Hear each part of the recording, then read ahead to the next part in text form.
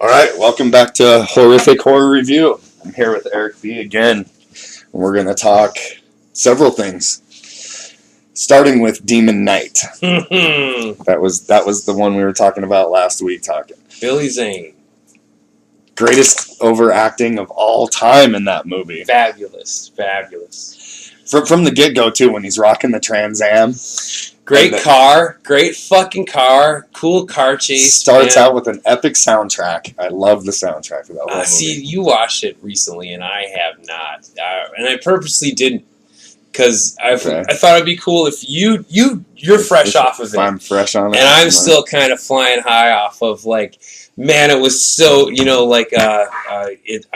looking at it through rose-tinted glasses because I have not watched it probably in 15 years. So you've still got all the fond memories and high school memories, Perfect. And it was so good. It was probably the first thing Billy Zane did that and the Phantom around the same time, right? And what a turd that was. I see. I love it. I love that. I love that awful polished turd. I fucking love the Phantom. The suit and the ring. It was so purple, bad. Right? It was purple. It was purple. Oh yeah, yes sir. Green Lantern. It almost. Was purple. The suit was purple. Like Barney, fucking purple. Very man. There's only a couple ways you can go with purple. I remember they had like a whole slew of merchandise going through. Did they? It was like Taco Bell or something. Oh yeah, you're right. You are right. Free there, junk that you got. There was free Phantom shit from some shit box. So bad. Yeah, for sure. But that was my introduction to Billy Zane. Was around that time. I know he was in another movie with Nicole Kidman that I can't remember. Oh. It was a thriller on a yacht. Like a small, it just wasn't my style at the time, especially because a little kid, Right, yeah, so you don't give a shit about that stuff. Yeah, but him in this movie he's fucking phenomenal, and everyone says the same thing. People who like Demon Knight, Billy Zane. Yeah, he sold it for sure. I mean, everybody in the movie was great. Like, I loved all the actors. Is it Uncle Willie? right, the drunk and. Jada Pinkett Smith with the short hair and still young. Mm-hmm. And that douchebag dude that comes to fuck the whore. He got battery Hayden hooked Christian up to his Smith or something. I can't remember. He's a total Thomas Hayden Church. He's a total douche. He was. And he always plays a douche. He was the Sandman in the last Sam Raimi Spider-Man movie. Okay. I didn't see it. Not a fan, but he was a big cool. Spider-Man fan. Like I saw one of the new kid, whatever that is. Tom Holland. Like not the newest Amazing Spider-Man. Whatever. The one before Garfield. That. Which one did you see? The first or the second of the Amazing Spider-Man movies? Who's the bad guy? I can tell you. Was it Electro or was it the Lizard? Was the Green Goblin Now I'm embarrassed. Which one did I see? I started watching one. I started watching one with Michael Keaton, and I bowed out of it. Oh, that's the new one. That's the one. That's the Amazing Spider-Man. Yeah, I think I had that on my Holland. Fire Stick or something. No shit, and you bowed just out. You just no shit. I didn't like it. Really? But, no, and you know what it is that I liked him in is that Avengers movie, or was it Ant-Man?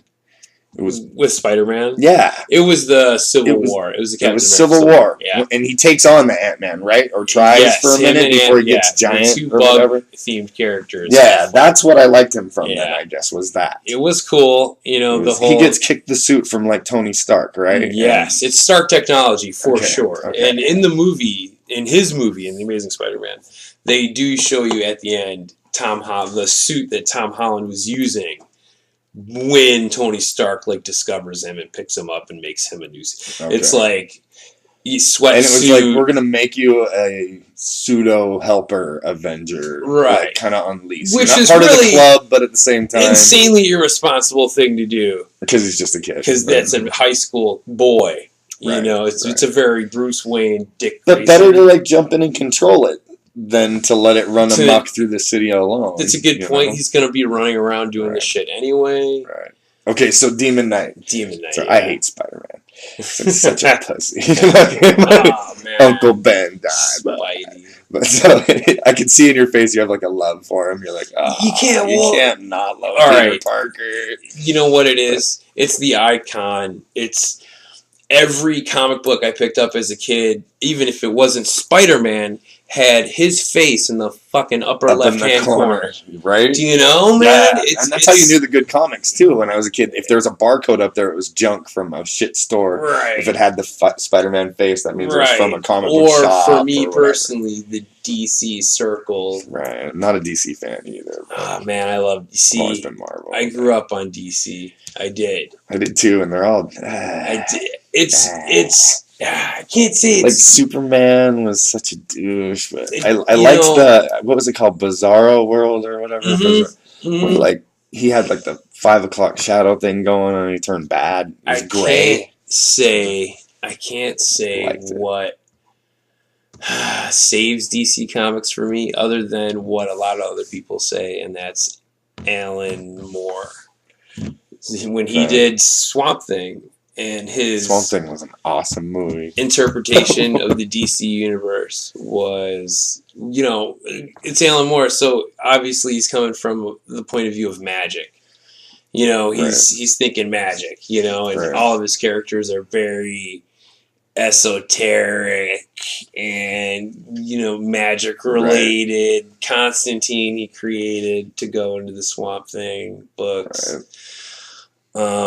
But and Frank Miller, that whole Batman thing, which has been worn the fuck out and finally beaten to fucking death by Zack Snyder. Right. Thank you, sir, for beating it to shit. But Demon Knight, it's many things about it I love. There's a million things about it. Thomas Hayden Church, that's what got us off the comic book. The whole holding that cross that's filled with the blood. The key with Jesus' blood that you can refill with your own blood. To recharge it.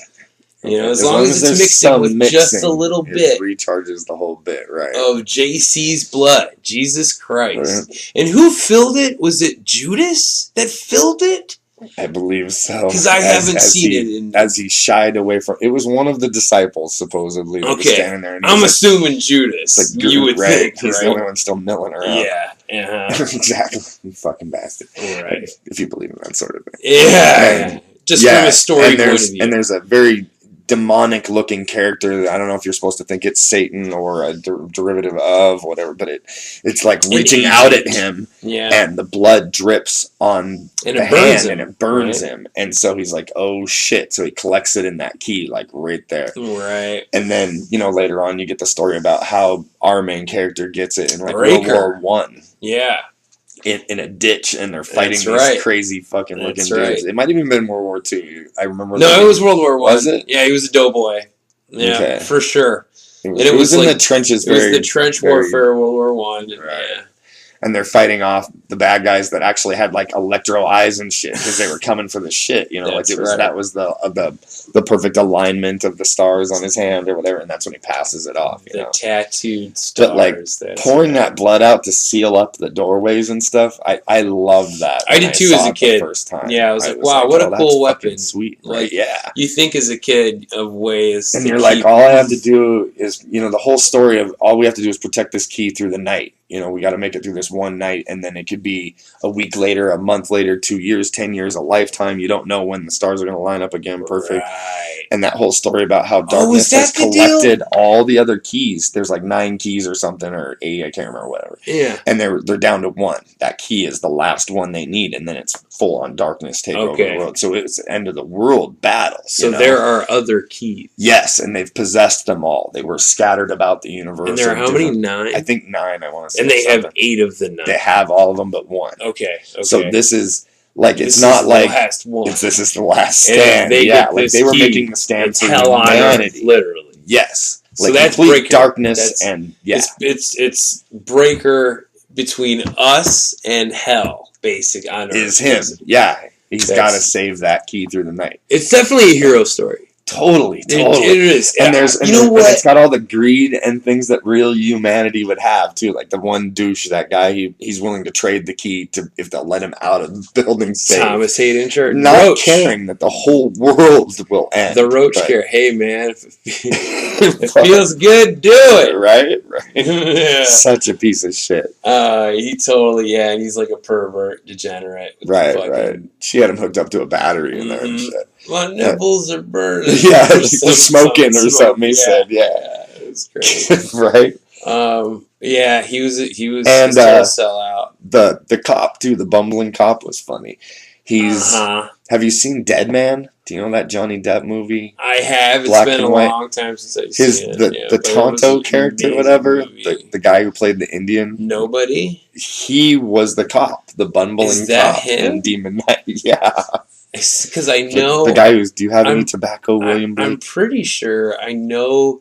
Do you remember they did a Munsters remake of the Munsters in the late 80s, I think? Like a remake, or when they made like a TV movie? No, it was like a remake of different characters, completely different actors playing the same characters. No, I must have blocked that out entirely. There's a reason why you did, because it was a pile of shit. I would never acknowledge and that. I'm pretty sure that sheriff guy played Herman in the remake. Really? Yeah. Wow. Yeah, if I remember so correctly. Horrible. It's really terrible. But yeah, he gets his head knocked off, doesn't he, by Billy Zane? Yeah. Boom! Yeah. And then it's the whole... And then the lady who runs the place, love the hotel her, or whatever. Love that actress. I don't know her name. She's. She did amazing. I'm really stuck with her because my kid watches. She was on Bones or Grey's Anatomy or something. She's that tough cop. She was a lawyer lady, or I think you're right. One of those shows. She was the tough lawyer lady. I think maybe. I think one of those network. Yeah, definitely. That my kid makes me watch, So yeah, I liked her in that. She got her arm cut off, and then she starts getting drunk. Loved it. She's just drinking booze the rest of the time. I love when she's holding up her bloody stump, and they're like, "What are you doing?" She's like, "I'm giving you the finger." Yeah. That was great. That was great. She was cool. And I loved the voice of Roger Rabbit, played the postman, who was getting ready to go postal on the post office with a fucking cachet of munitions. And no ammunition. That was the greatest part of that whole scenario, was he had not one bullet, but he had a trunk full of Uzis not one bullet. You're right. What an unstable fuck to have that kind of setup. I felt, what I got, what kind of vibe I got off this movie? I got a very Maximum Overdrive. Okay.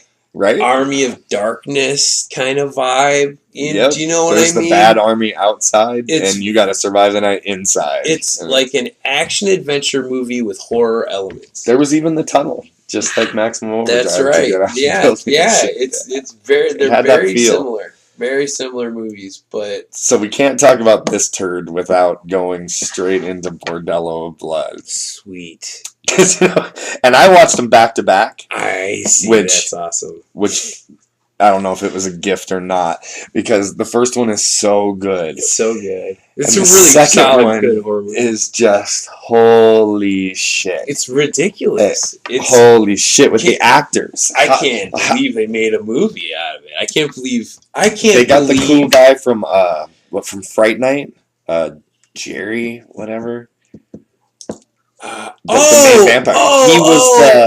He was the preacher. He was the evangelist. Chris Sarandon, is that his name? I think so. Yeah, total douche.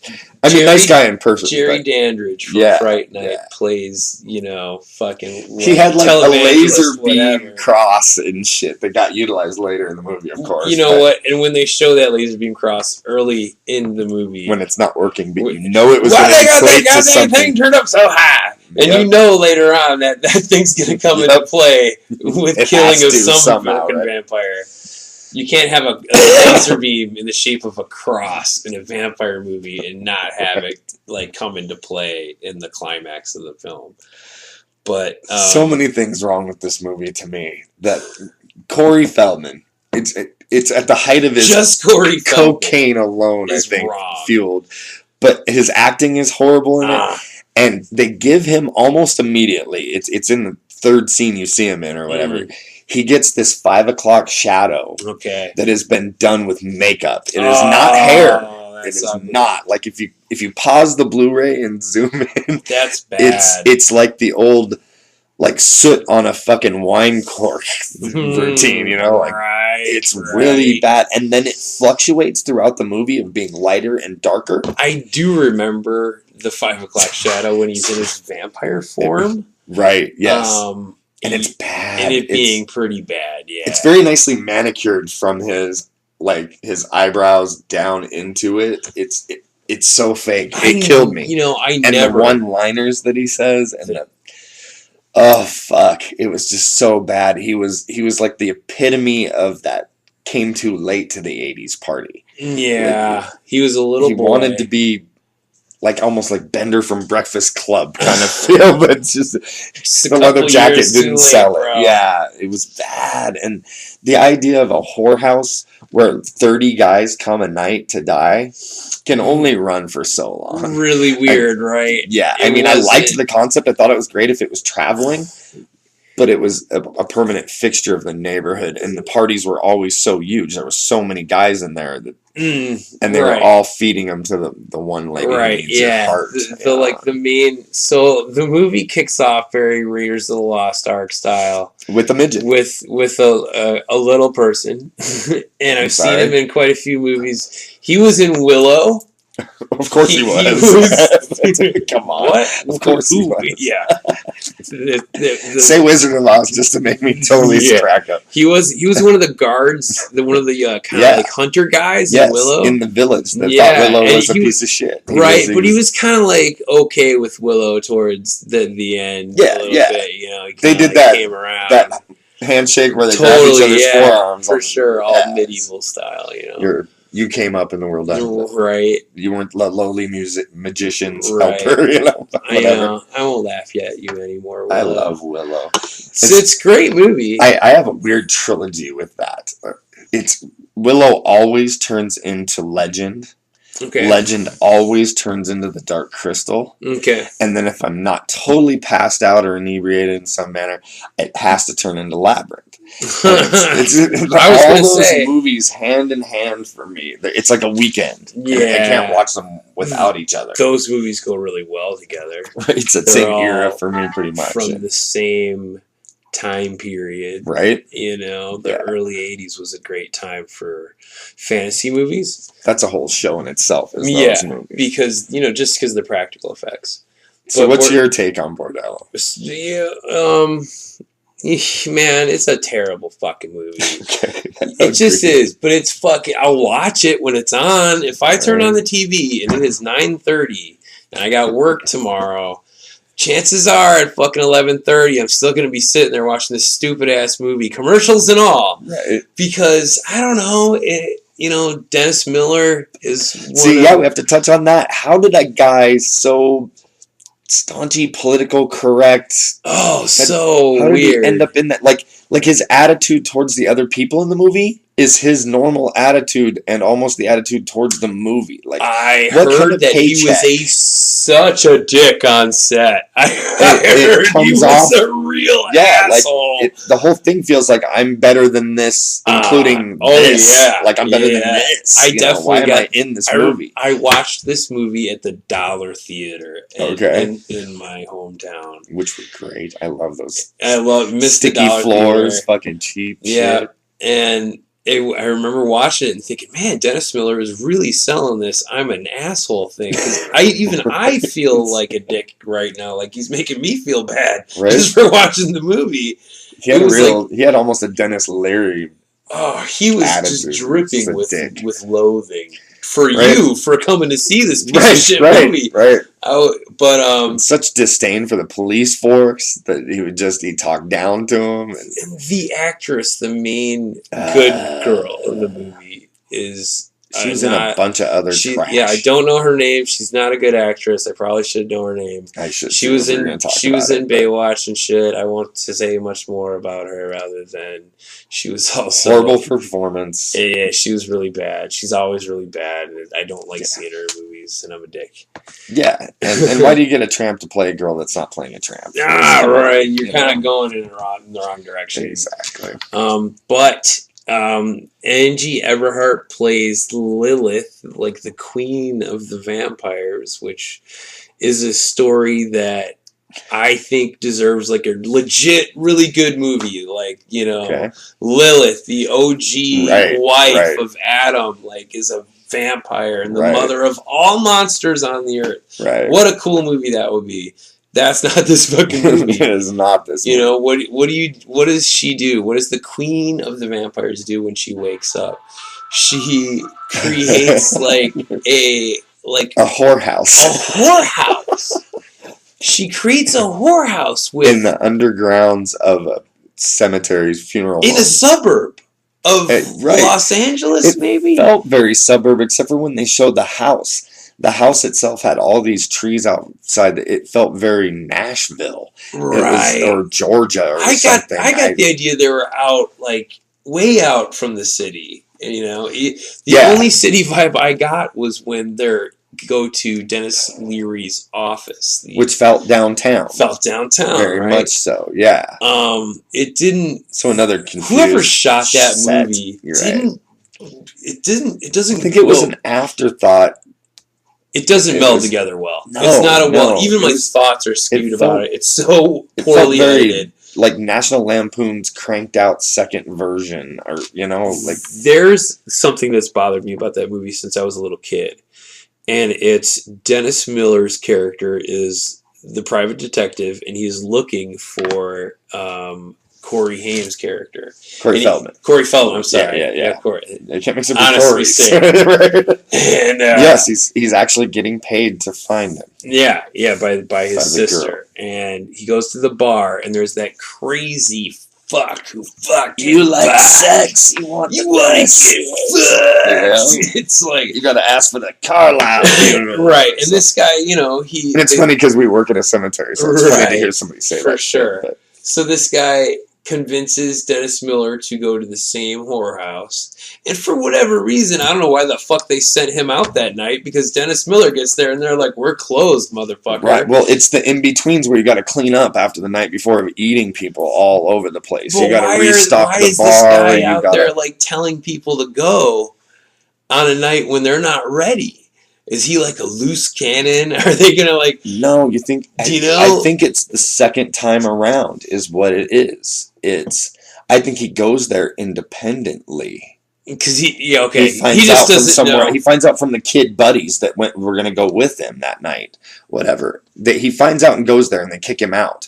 And then he goes back the next night after the dude at the bar tells him. Yeah. And that's when the guy goes, "Oh, I see you decided to come back the next night." Because he kept saying he couldn't come back another night. He wanted to come to that funeral that night, and it was like cleanup night or whatever. Right. So he does come back the next night, and that's when they let him in. There's the in-between night. So the guy did send him the night that they were open.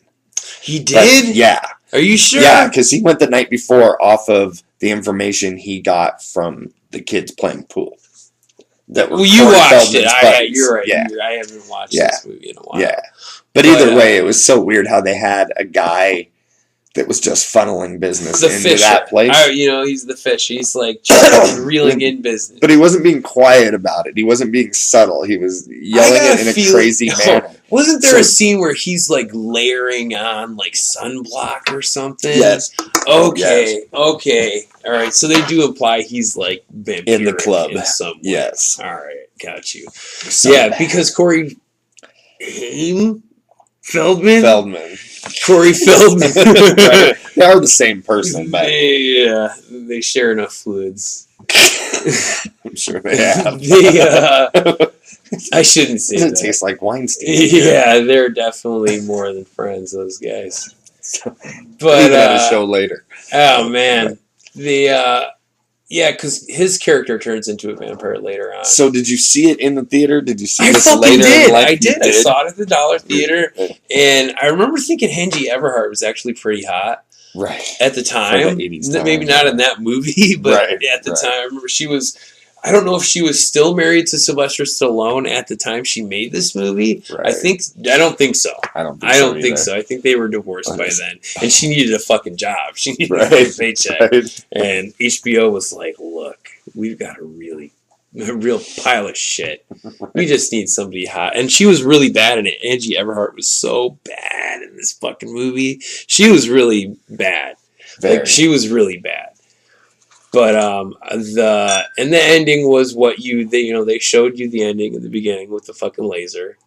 Yep. The Crypt Keeper, I remember the Crypt Keeper, his opening and ending wasn't even, it was really bad. Yep. You know what the best part of this movie, the best part of Bordello of Blood was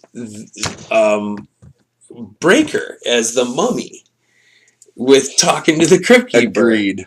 It was the best part of this movie was something from the first movie. And they're having a challenge where originally we're going to cut a hand off, my arm off, whatever. He's down to a head by the end of the movie. All I remember is the mummy talking, negotiating with him. Like he's talking shit like old Hollywood stories or old ones. I don't know. Yeah. That was the best part of the movie. It was him being a mummy. Yeah, it was the best part. And it struck on for me, it reminded me of, I want to say it was a Tales from the Crypt. It might not have been. I think we've talked about this before, but it was a mummy that was on a TV set. Didn't we come to the conclusion it was Stranger Things? It was Amazing Stories. That's what it was. And it was the best mummy story I've ever seen in my life. Right? It reminded me of that. It was like the same getup. This stunt man is playing a mummy in a movie.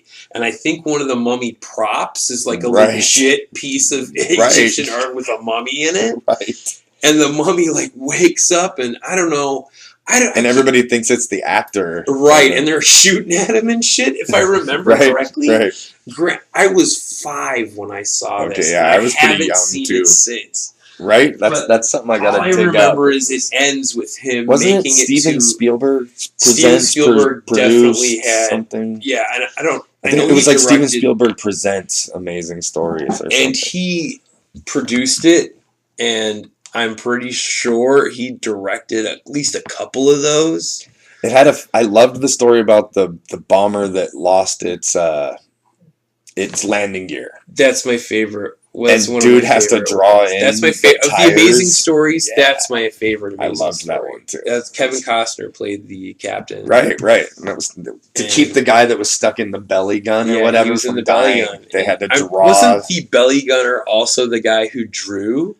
Like the guy who was stuck? Wasn't he also the guy? So. And he draws the plane with big cartoon wheels. And as soon as they get him out of that thing, the tires as soon as they get out from under the plane, it smashes to the ground. It was sitting on the cartoon wheels long enough for them to touch the wheels and shit. You remember them touching it? Yeah, and it had like like the tires in Roger Rabbit look to it. Right, it had the big red patch on it.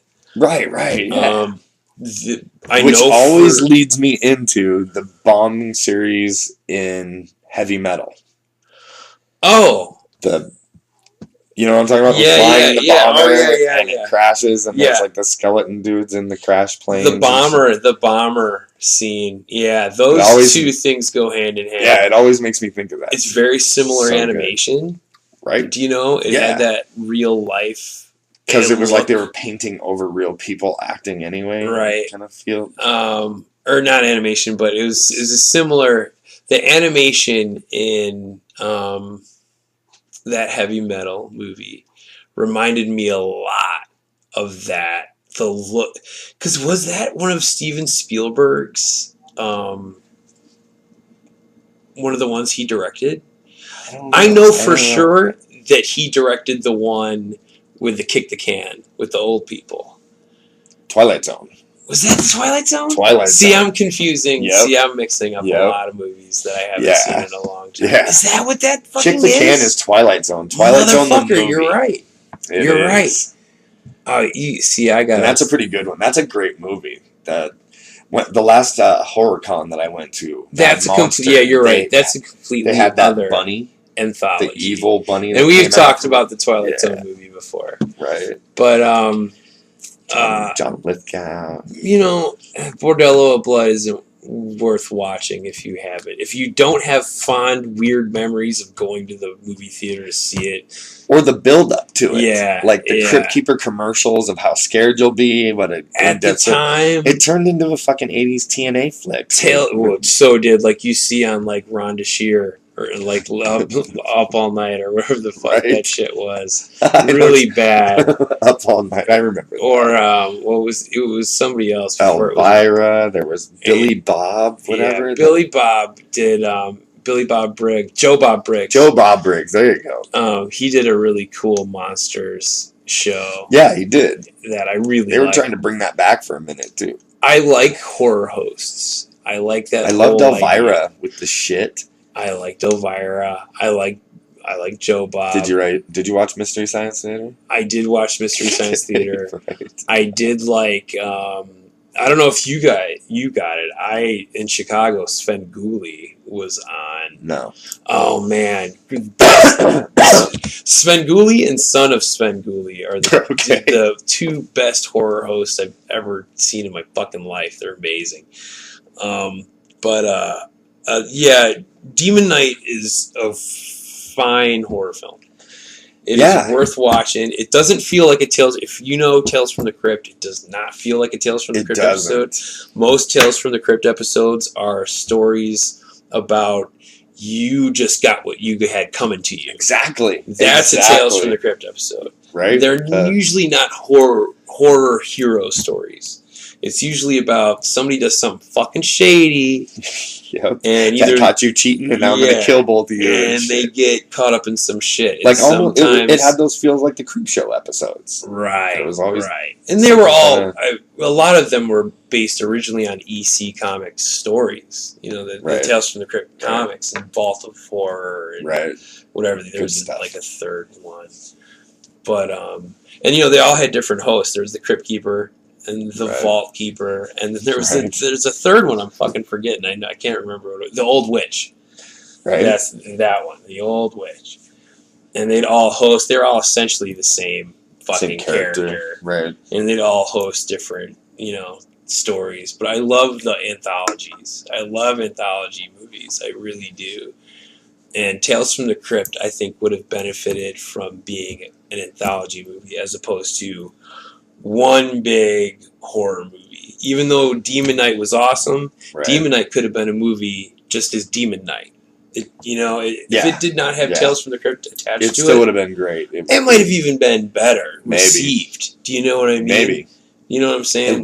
Get locked into that. There's something that happens when you throw the Crypt Keeper at the front of your fucking movie. Right. You know what I mean? Like you're putting your movie in a very specific category. Right. And yeah, he's I don't know. The Crypt Keeper was always cool until that second movie. Even the first movie, I didn't really like his banter. I thought it was just too. It's very campy, Freddy Krueger. Man, it's campy. Dude. Talk about two people who could have had a fucking conversation. Freddy and the Crypt Keeper. Right. Like, oh man, those two guys would have a great fucking conversation. I would listen to that. But yeah, and Bordello is just. I can't say enough bad things about it, and I don't want to be an asshole. Right. But there's something about it because I still watch the fucking thing if it's on. But I'm a horror guy. Right. I'm not gonna be like, oh, there's nothing's on. There's a lot of bad movies that I'll let it. I'll put on baseball. I'm not that guy. I'm just not. I'm not going to put on the ball game. I'm going to put on whatever horror movie happens to be on. If that's it, that's what I'm watching. I have a perfect scenario for that last night. I wasn't willing to commit to something that I really wanted to watch or something that I hadn't seen or something I was really interested in. So I ended up going with Son of Dracula. Which is deep in the Dracula box that... It's Lon Chaney Jr. As Dracula, or we're watched it recently. It's Count Alucard, which is Dracula spelled backwards. What a great play on. The first time they show it, it's on his luggage, right? Yeah. And it's turned sideways, so you're forced to read it as Dracula. Even they don't even let you figure it out by yourself. It doesn't downplay it well, and it's real good. But real shitty at the same time. I know what I kept thinking was, for as much shit as I give Lon Chaney Jr., he has been the monster. He has been the mummy. He's been Wolfman. And he's testing the waters as Dracula now too. Right. Had he played all those monsters up until his Dracula? Yes. Yeah. I believe that was the final straw. Like I haven't done Dracula yet. Right. Guys, right. Throw me a fucking Dracula. Exactly. Please, Bella's not feeling too well right now. Let me roll with it.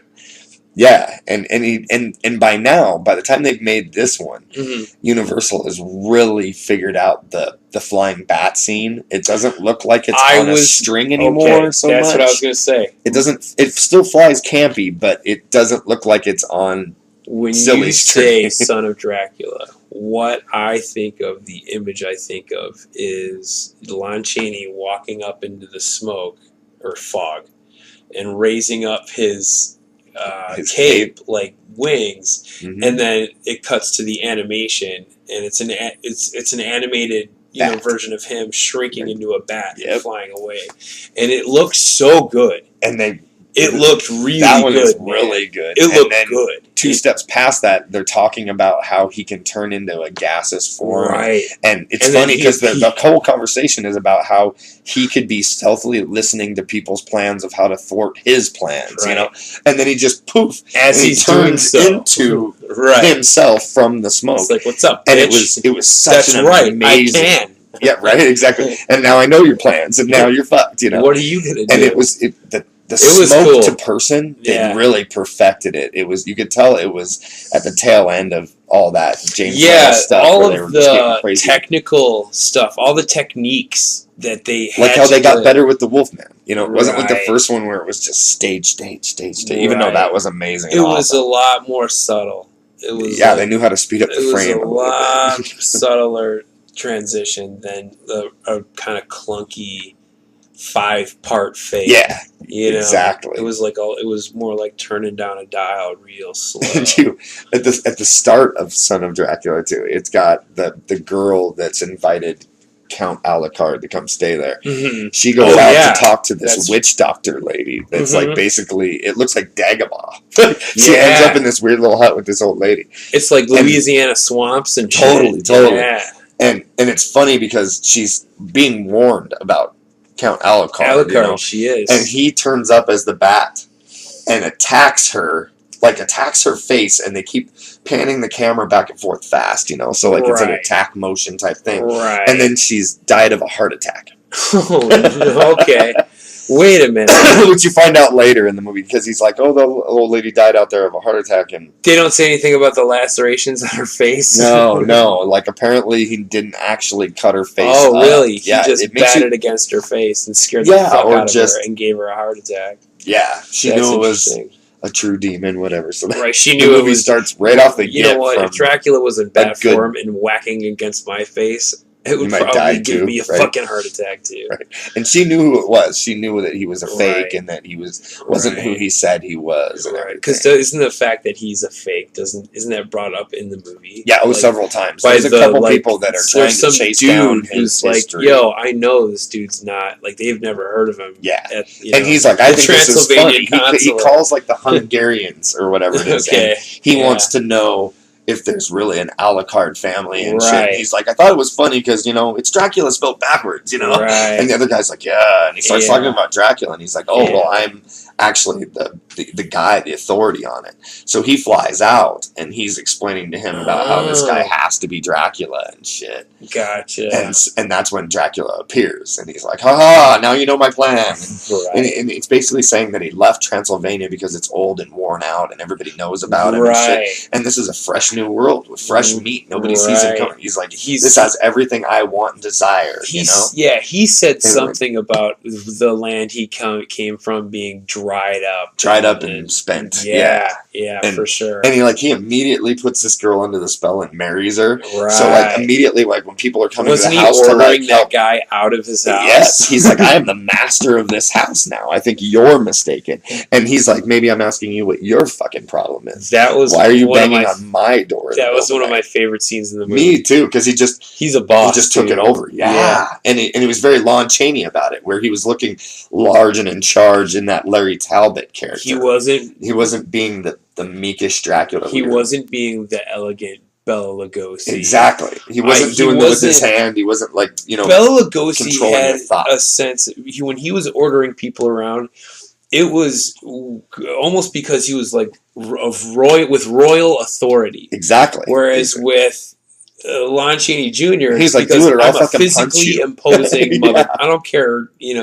Royalty Dracula has no to do reason to puff up your chest. Yeah, yeah, but he does. Oh yeah, and he's got that really bad '70s like porn star mustache. It's a really bad mustache. I don't know why they went with the mustache. I don't know either. Was Lon Chaney Jr. wearing a mustache at the time? I don't think it's his mustache. No, it's too dark. It's bad. And maybe that's the grainy black and white too. But I didn't like it mustache. Either. It was like if he had some like aviators on, he would be. He wasn't. There were parts like that hallway scene where he's confronting those guys in his new home.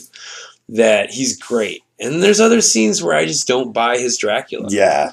Some of it's real campy and shitty. Yeah, but so he's just like there. Where he put his coffins out in like an actual mausoleum. It was cool how. He hid it for a change instead of just putting the goddamn coffin in the basement like everybody else. Right? Wasn't it underwater? Isn't there something with water?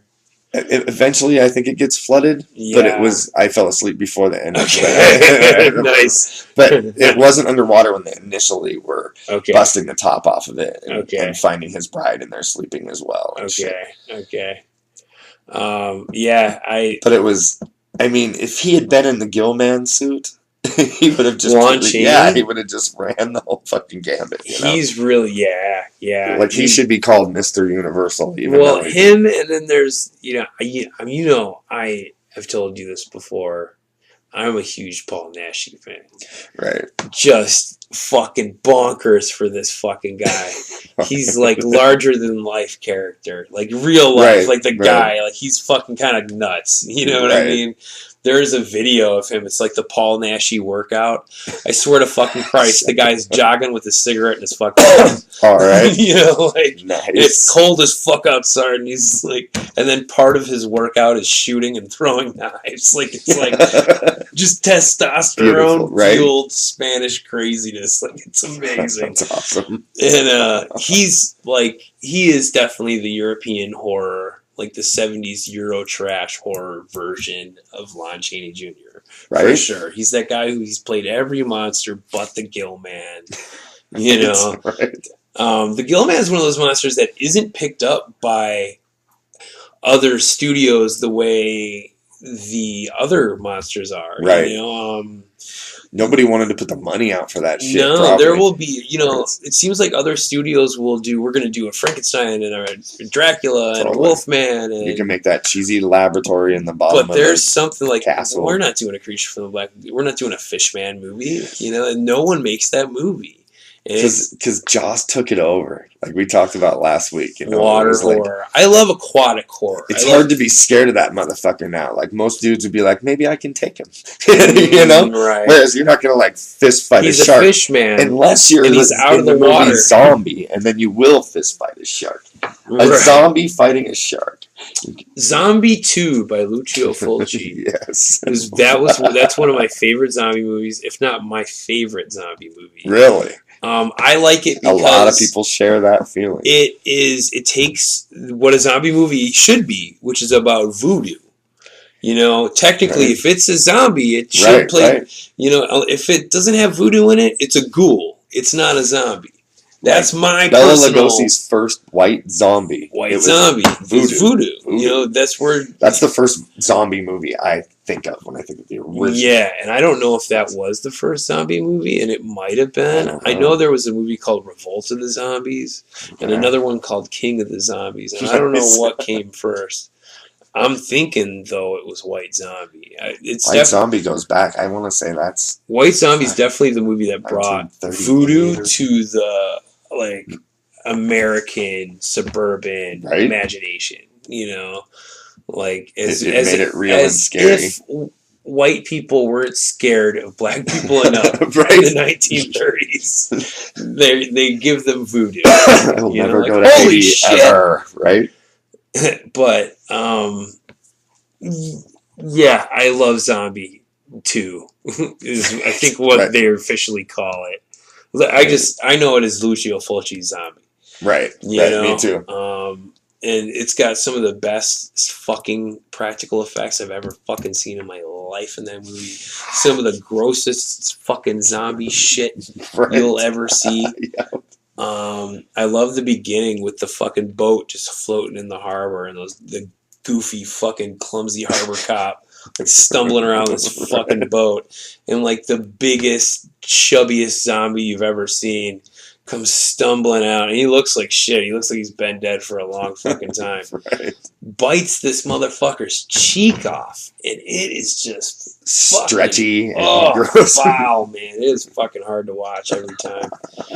And that's the movie that has that wonderful slow motion eye piercing with the chunk of wood. Right. That there's two things in that movie. There's the fucking zombie fighting the shark. Right. And I don't know how the fuck. go down in history. One, that fucking stunt man, whoever the fuck he is, he's a brave motherfucker. Right, yeah. And I don't know what they did with that shark either. Right? How they got it riled up and angry. How'd they keep it from not killing that guy? Right. Did they knock all its teeth out or something? Oh, no. Do you know, did they catch a shark and then knock all its teeth out? Because this was... And then let it gum him. I mean, it's like the Bahamas in the 70s. These guys are doing whatever the fuck they want. Animals oh, yeah. Oh, yeah. Right. You know, like zombie Holocaust style. Like, we're just going to do what we want. They're animals. It's not actors. Fuck it. I wouldn't put it past Lucio Fulci to catch a tiger shark, knock its teeth out with a hammer, drug it, and then throw it in the water with this fucking stunt man.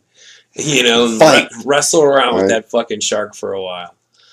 And it looked like the open ocean. It didn't look like it didn't look like a tank. It didn't have that Hollywood feel to it. It didn't. And for some reason, I was watching Thunderball the other day, and there was a lot of stunt work with tiger sharks. Right. In a lot of this similar way, and I was wondering if maybe that's the same stunt crew. Maybe because that's a specialty, you know. Yeah, and that's like the same era too, so right? And I was kind of like, it looks really like a lot of the stuff he did with this tiger shark was a lot of the same stuff they did with the tiger shark and Zombie. Right. So I haven't researched it. Can you lend me that Bond shark? Yeah. Knock its fucking teeth out. Yeah. Like, what are you gonna do with it? I'm gonna make it fight a zombie. Right. No shit. And it does bite the zombie's arm off. And right. That, naked chick comes popping up. There was a man down there. What? A man. Right. And they're like, you were seeing shit. Right. You're closest to the deep or something. You're scared because of the shark. You can see a guy. And we never hear that shark. We never hear that. Yeah, we definitely never hear the shark again.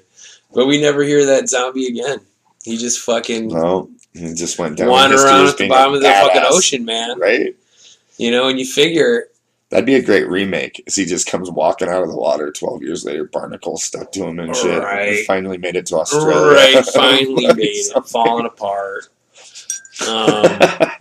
There was something in that movie that kind of bugged me was when they come across, because it's the Caribbean, and they come across an old conquistador graveyard. And conquistador zombies start coming up. As if they'd still have flesh on their bones, right. Especially in a tropical environment, And goatees. They always have the goatees on long hair. Yeah. There was a zombie movie made around the same time, and I can't remember the title, but it has to do with Templar Knights that are zombies. And really? Yeah. And I would watch that. Oh, it's very Lucio Fulci. I mean, it's an Italian zombie movie made in the 70s, so they all have that same Lucio feel, same Fulci look, vibe. It's kind of like the old westerns, they all have that same Italian vibe, right? There's something about the uglies. There's something about the film they use, the film quality. It's like it ties everything together real well.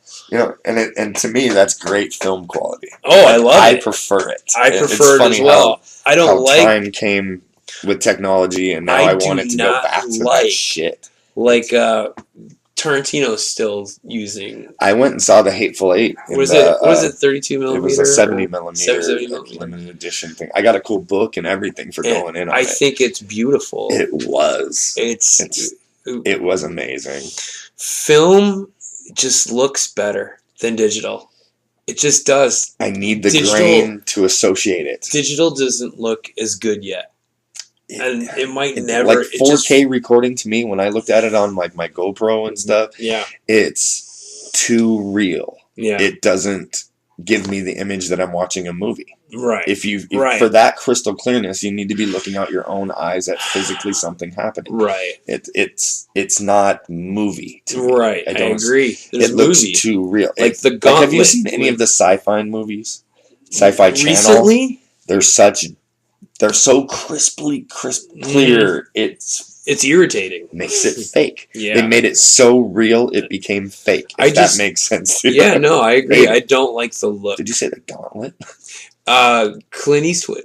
I own it. I love it. That's the kind of film texture that I'm talking about when I think that's like movie. 70s sexploitation drain. Awesome. It's dark almost. The browns are brown, the grays are gray. There's something really. It always looks like a cloudy day. Right. Even when it's sunny, it looks like a cloudy day. It's sunny, especially in The Gauntlet, because it's pretty fucking sunny in that fucking movie. It is. The kid bought that for me on Blu-ray. Nice. She saw Clint Eastwood on it, and she was like, "You love him, right?" And I'm like, "I do." And it's funny because I'd seen that movie amazing once. movie to get. Right? It's a great fucking. Right? The Gauntlet with Clint Eastwood is a fucking amazing. And I'm hard to buy for, Like I have all the Star Wars and all the shit that I love. So it was a good gamble. Right. For sure. That was a good one. That was I love when I get surprises like that. Like, okay, it was my birthday recently, and my mom. 40 years old, Eric turned, by the way. That's right. And my mother, out of nowhere, buys me Arthur with Dudley Moore. I love that movie. The rich guy. Get the fuck out of here, Mom. Are you rich fucking and drunk? Me? Drunk, so drunk. Oh, Dudley Moore stumbling around. I remember him drunk in a bathtub with like a top hat. Right, yeah. Surrounded by toys. And it was hard for me to understand him when I was a kid. Because it was between so the accent and the that was Liza Minnelli, too, right? Liza Minnelli. Mm-hmm. Yeah. I had like a weird crush on Sir her, kind John of Joan Gielgud, Jett. I think is the butler. Yeah, and he was basically just to keep him in line. No, like that was his full-time job. He was babysitting, right? Wipe a grown man's ass. Drunk and puking. And he would get drunk and just fuck prostitutes and play with toys like a little kid. And that was like his day. Exactly what would happen to me if I had millions and millions of dollars. And it was 1980s New York, which is the best New York ever. You know what I'm saying? Like he's standing like Gramercy Park and he's getting toted around in a Rolls. Once they fixed New York, it's not as fun anymore. It's not dirty anymore. It's just it really is still, but it's like it's all TRL and fucking clean, and I'm not into it. But I don't like digital shit. I don't like Michael Bay. I think what none of it.